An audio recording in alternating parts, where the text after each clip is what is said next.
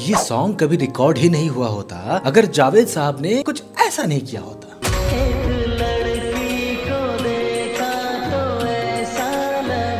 ये सॉन्ग है 1994 में रिलीज हुई फिल्म 1942 अ लव स्टोरी से, और इस फिल्म के म्यूजिक डायरेक्टर हैं आर.डी. बर्मन सर, डायरेक्टर है विदु विनोद चोपड़ा और लिरिसिस्ट जावेद अख्तर। और इस मूवी में इस सॉन्ग का कोई सिचुएशन थी ही नहीं, लेकिन स्क्रिप्ट सुन के जावेद साहब ने विदु विनोद चोपड़ा को सजेस्ट किया कि इस सिचुएशन में एक गाना रख दीजिए। लेकिन विदु विनोद चोपड़ा कहने लगे, अरे यहाँ तो अभी रोमांस शुरू भी नहीं हुआ है, हीरो हीरोइन एक दूसरे से मिले भी नहीं, हीरो ने सिर्फ एक झलक देखी है हीरोइन की, वो भी बस के एक टूटे हुए खिड़की से। लेकिन जावेद साहब अड़े रहे। उन्होंने कहा कि मुझे ऐसा लगता है कि इस सिचुएशन में एक बहुत ही खूबसूरत सा गाना फिट हो सकता है। इतने में आर.डी. बर्मन सर ने कहा कि ठीक है, फिर तुम गीत लिख दो, अच्छा लगा तो रख लेंगे। अच्छा, ये मीटिंग सैटरडे को हो रही थी और अगला डेट वेडनेसडे का मिला, और उस दिन जावेद साहब को वो गीत जिसको उन्होंने इंसिस्ट किया था उन्हें लिख के लाना था। इधर जावेद साहब घर पहुंच के ये बात तो भूल ही गए। अब वेडनेसडे को जावेद साहब को याद आया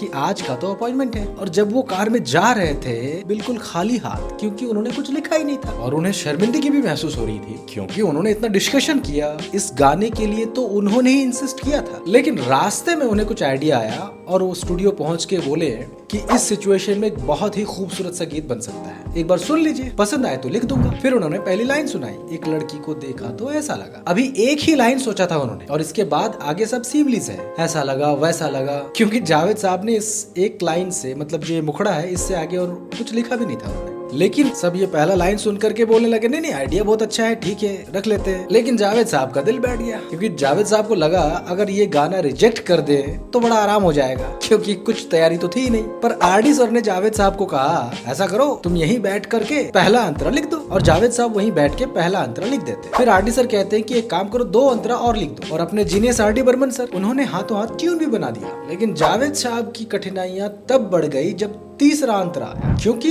इस गीत में पूरा सब सीमलेस ही है, और कैसे कैसे कितने सीमलेस लिखे। दरअसल जावेद साहब ऐसे शब्द देना ही नहीं चाहते थे जिसमें प्योरिटी ना हो। जावेद साहब ये तय कर चुके थे कि इस गीत में एडमिरेशन होना चाहिए, लस्ट या हवस नहीं। आखिरकार बहुत मेहनत के बाद जावेद साहब ने तीसरा अंतरा भी लिख दिया, और ये सॉन्ग अपने आप में ही एक यूनिक सॉन्ग बन गया। एक और चीज जो इस पूरे एल्बम को ही यूनिक बनाती है वो ये कि ये एल्बम 1942 लव स्टोरी ये लास्ट एल्बम था the greatest music director R D. Burman sir. खैर, मुझे इस एल्बम के सभी गीत पसंद है, लेकिन आप बताइए कमेंट सेक्शन में कि आपको इस एल्बम का कौन सा गाना अच्छा लगा।